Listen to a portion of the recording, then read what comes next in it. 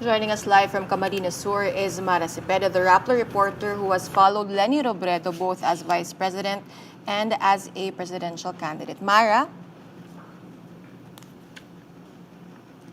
At past 2 a.m. today, May 10 presidential candidate and Vice President Leni Robredo delivered an address to her supporters, primarily thanking them for all their efforts during the past 90-day grueling campaign period, a recognition of their efforts, a message to tell them that the fight for democracy doesn't end with the 2022 elections. But I think one of the key messages of that message from Robredo is to respect the results of the elections, no matter how difficult it may be for her supporters. One key line that I need to highlight in that speech of the Vice President is this, and let me read it verbatim for you.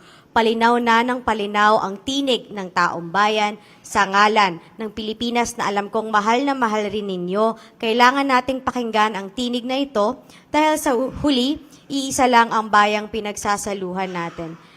Robredo also said that, again, let me read it out loud. Alam kong mahal natin ang bansa pero hindi pwedeng maging ugat pa ng pagkakawatak-watak ang pagmamahal na ito. And so this is a call from Robredo for her supporters to respect the election. She understands that the Marcos camp already declared victory for themselves. Even if there were still Filipinos casting their vote in certain polling precincts. And this is precisely why the reason why Robredo's message was drafted this way. She doesn't want to disregard those people who are still, spending hours just to be able to cast their vote. It's a recognition of their push to exercise their constitutional right. And of course, it is also a recognition and a celebration of the efforts of her supporters. Many of her kakampings liked what VP Leni Robredo said when she mentioned that hindi sila nabigo.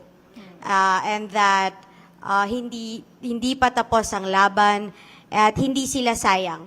And I think this is this is Robredo telling her supporters that they have started this massive volunteer movement, and they shouldn't be giving up anytime soon. They should be able to turn that energy into something more productive in the next 6 years.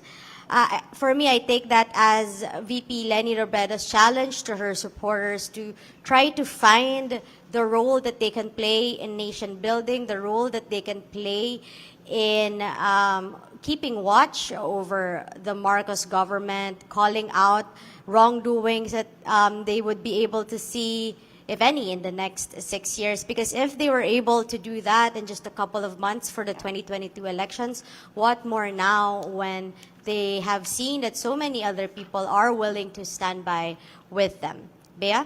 Mara, it was a rather intimate na address for the Vice President in her home in Naga City. Can you take us behind the scenes? I know that we live streamed her address past midnight, but may mga moments ba na baka hindi na-capture ng camera or baka hindi masyadong napansin kasi nga everyone was fixated siguro on what the Vice President was saying? When we entered the home of Vice President Leni, the mood was really, the people there were dejected. This is something that we understand. They really wanted her to win. We see key people from the campaign there, including her Chief of Staff, Boyet D., her spokesperson, Barry Gutierrez, of course, her children, Aika, Trisha, and Jillian were there, and several other close friends and relatives and certain close allies. We also saw Naga City Mayor Nelson Legacion, who actually won his re-election bid. But the mood there was very, very somber. Of course, they were very sad. And if I may add, marami sa kanila namumugto ang kanilang mga mata.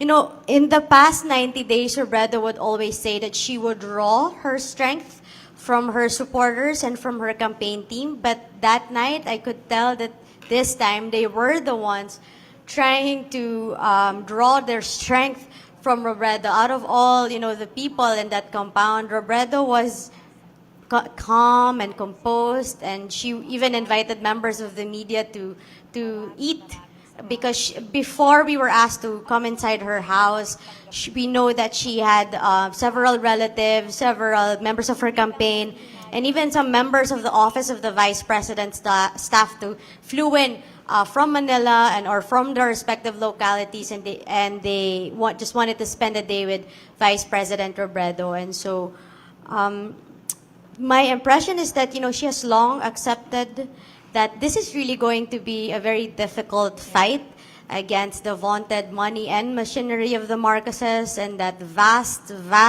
disinformation network that they built and fortified over the years and used to not only attack her, but to sanitize the image of the Marcoses and to erase Filipinos' memories of the atrocities of martial law. And if you add that with the culture of the Filipino people as a forgiving and forgetful nation, you are really going to be up against really a formidable enemy. And as the results have shown, 30 million people decided that 36 years after they ousted the dictator Ferdinand Marcos Sr., they want another Marcos for president. Thanks, Mara. I think JC has a question. Yes, Mara. So the latest numbers show that Vice President Robredo got about 14.6 million votes, which is a little more than what she got back in 2016 in the vice presidential race. So this speaks to a very solid base of Robredo supporters. But how do they plan to move forward this solid base? How are they taking this result? For now, the clear plan, Robredo told us earlier this morning, is that she will hold at least 2 pasasalamat events with her supporters. One will be here in Naga City, either later this afternoon or tomorrow, and one somewhere in Manila on Friday. We know that she will be traveling back to Manila on Thursday because she will eventually fly with her youngest daughter, Jillian, to the United States because her youngest daughter will be graduating from New York University. So in a way, VP Leni will be able to have some sort of a vacation after the tough elections. But she really wants to make sure to express her gratitude to her supporters.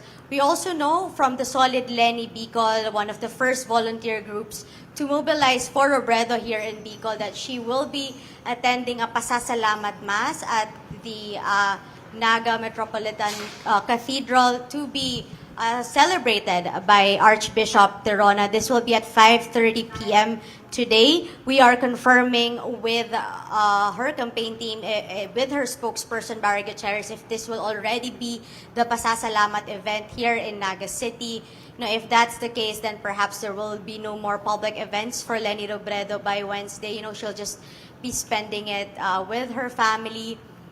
Barry Gutierrez also tweeted that asking for patience from her supporters as they try to figure out what to do moving forward. We know that the campaign and the Isang Bayan coalition have set up mechanisms for people to report cases of electoral fraud, but if they are going to take any certain legal actions after consolidating all these reports, we don't know yet. But for now, Robredo is set to just thank her supporters, to spend it with the people closest to her. And last night she also said, and she has already mentioned it in past interviews, that if she loses, it's going to be just easy for her to go back to what she has been doing best before she entered politics, which is development work. So perhaps we might see Robredo joining a non-governmental organization or joining some movement. But we will see in the coming weeks what role VP Leni will be playing. But for sure, as of now, I think she just wants to take a break. Yeah. I think there were some suggestions on Twitter nga to turn Angat Buhay into an NGO of sorts, but siguro mga ilang araw muna magpapahinga muna both si Vice President Leni Robredo and her campaign. Thank you again, Mara.